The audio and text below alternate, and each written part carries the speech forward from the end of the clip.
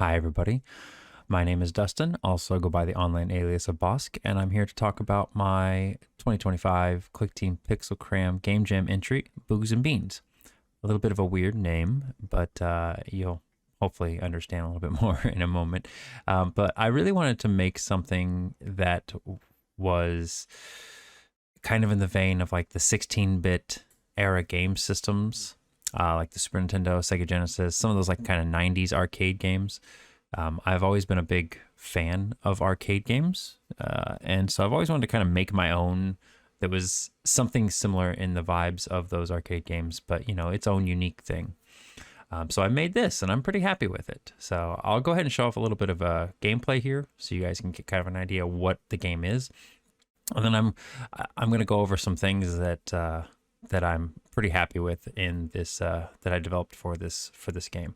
I'm not going to go over everything in the game, unfortunately. There's too much to really kind of talk about everything in a 15-minute video, but I do want to at least go over some of the things that really I feel like helped me out the most, and some of the things I've learned over the past like couple of years in my game dev journey. So I'll go ahead and play the game a little bit for you here so you can see what it is, and then we can talk a little bit more about it afterwards.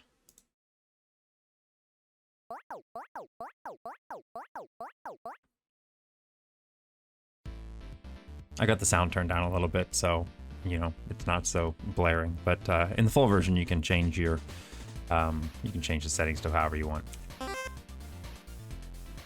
So it's pretty basic startup screen. You know, you got your high scores, obviously your settings. Like I said, I've got volume turned down a little bit here.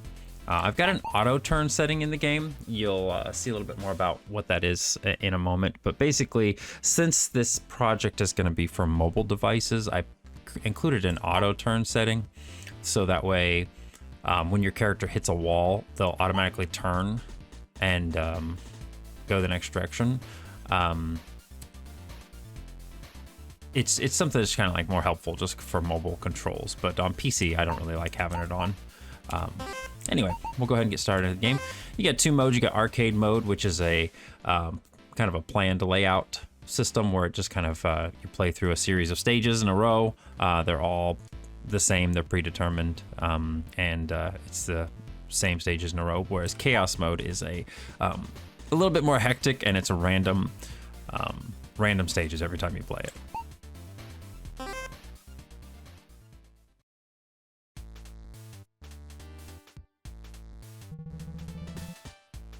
So this is the basic layout of the game. You got these little bugs that walk around the field, and you have a whole big field that you can run around in. You control the little white bunny in the center of the screen, and you've got a time limit that you need to finish the stage by. The gold percentage that's on the side here says 50%. You have to, whenever you walk on a space, you plant down little bean sprouts. So your goal is to fill up the screen with bean sprouts, if you can. If you can't fill the whole screen up by the time by the time limit, then if you can at least fill up 50% of the screen, then you will succeed. The little bugs do not pose any threat to you. They'll go around and eat your bean sprouts, but you can just kick them out of the arena. And if you collect these little things in the middle, this right here is a little barricade, you can actually use it to board up one of the entry holes. Time up. When you finish a level, it gives you a little meter to show how much you did. You need to get 50%. We got 79.8. And when you finish a level, you move on to the next round. As you noticed probably in the last round, the bugs do respawn. After a certain period of time, they will come back out of their bushes. They'll respawn. So you have to kind of keep up on them. This is a different power-up. This one gives you a little speed boost, so you can fly through the arena really fast. But you can clear the stage like that, and then instead of it giving you a meter to show how much you did, you get a time bonus.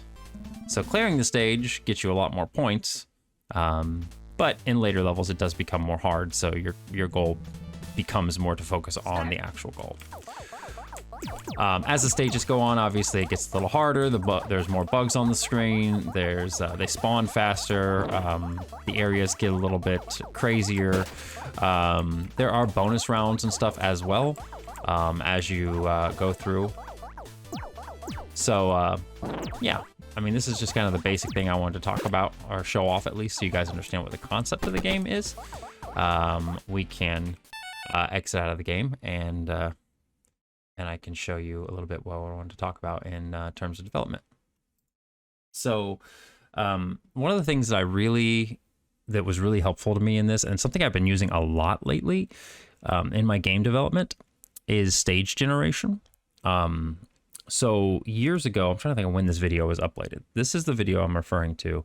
This was in 2022, January 1st. Clickteam did a 30-minute game jam, I believe, where they tasked people to record themselves making a game in 30 minutes. And this one here was the one that stood out to me the most, because I feel like I'm still a developing developer. I'm not gonna say that I'm great at programming and stuff. I'm still learning a lot of stuff. So watching this video back in the day, or back in 2022, really helped me, because this video shows how to make a level generation system. And I really liked the method that the person used in it. They weren't using an array. They were just using a simple small graphic, and I'll show you that here in just a moment. But I'll leave a link down to this video below, so that way if anybody wants to reference this and watch this, you can. I do believe the example for this was somewhere on here. Maybe it's not. Maybe it's gone away since then. But this was super helpful to me. And basically what it is this is my level generation system that I used, and it's very much so inspired by that video of the FFFF game that I watched back then. So like, here's the first stage that we just played. You guys can see that here. All the green trails that I've got here are the main pathways that you can walk on. And then all the red stuff is the bushes and the environmental stuff. And what I've done with this generation system is I basically just made this little tiny 26 by 20 graphic that's responsible for the level. And then each pixel is a specific color, and that color tells the engine what to do with that space. So this one here, just pure red 25500, is going to be the big bushes. If there's any of the small bushes, like these ones here, these are 25501, and so on and so forth. And it's got all the information for where the different bugs spawn as well. So we've got like our bug spawn positions here. You can see here how their color is 255 green, 1 blue, and then you can see the number for the red changes as we go to different bugs. Each of the bug colors has a different color variable here. So basically that's it. Like, that's each of these stages is just a small, simple image. They're all just very, very tiny, again, 26 by 20 pixel images. And then in the event editor here, get rid of all this stuff here. Basically, it's real simple to do. Like, this is not a hard thing to do. What you're gonna do is you just create, you just start a loop where you start you do a stage generation.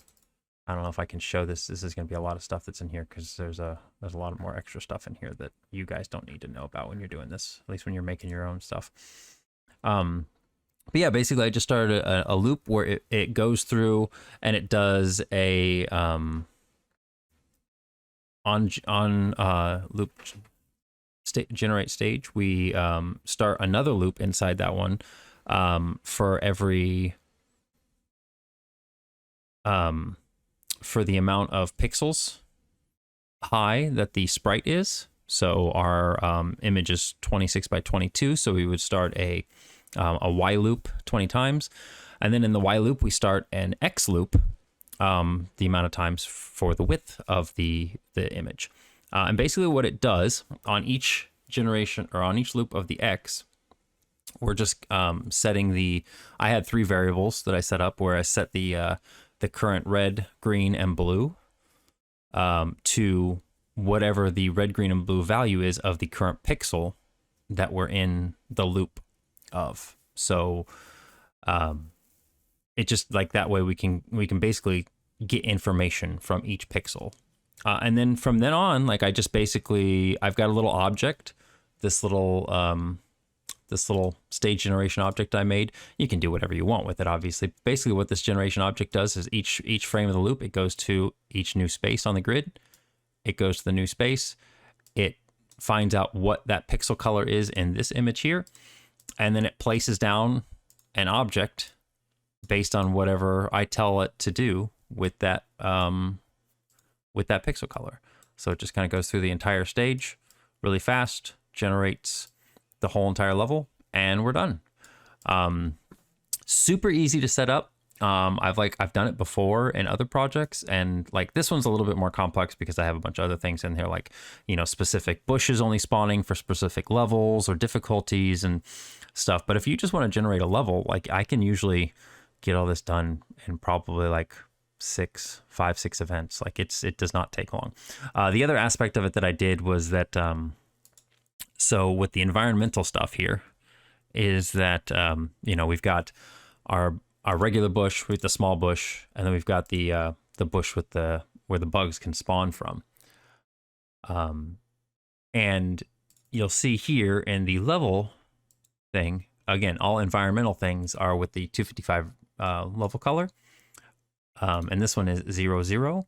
Where we go with the small bushes, they're 0, 1.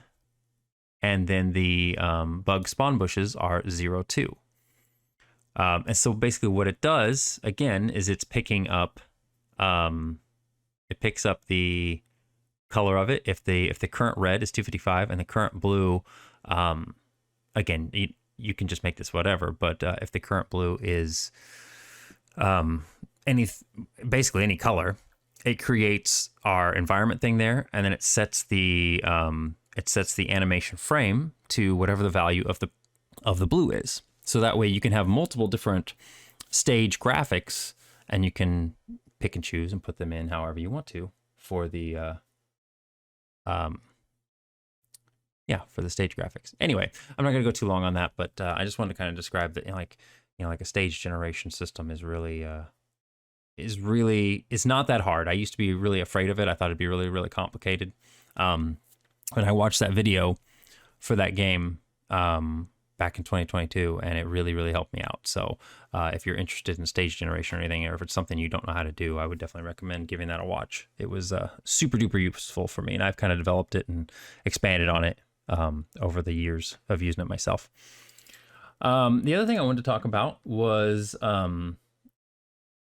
that this is, and I know this is going to sound really dumb because there's a lot of people out there, especially more advanced programmers, that know these things.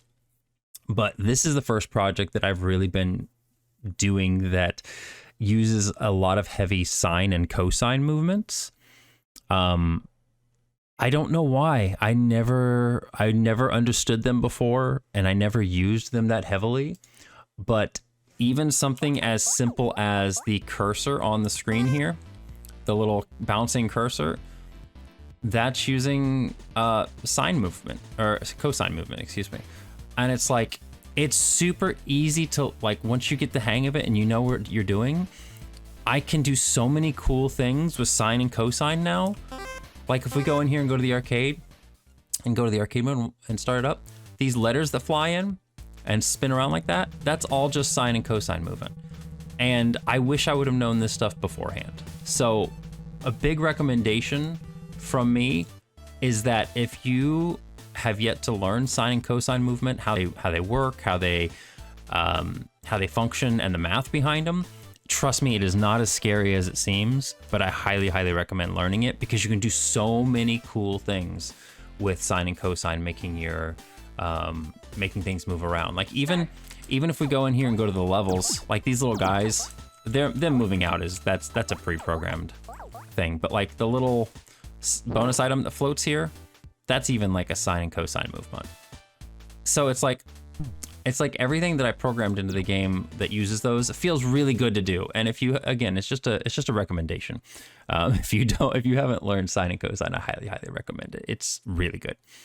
And then the last thing I want to talk about, I don't want to go too much longer because we're almost at the 15-minute mark.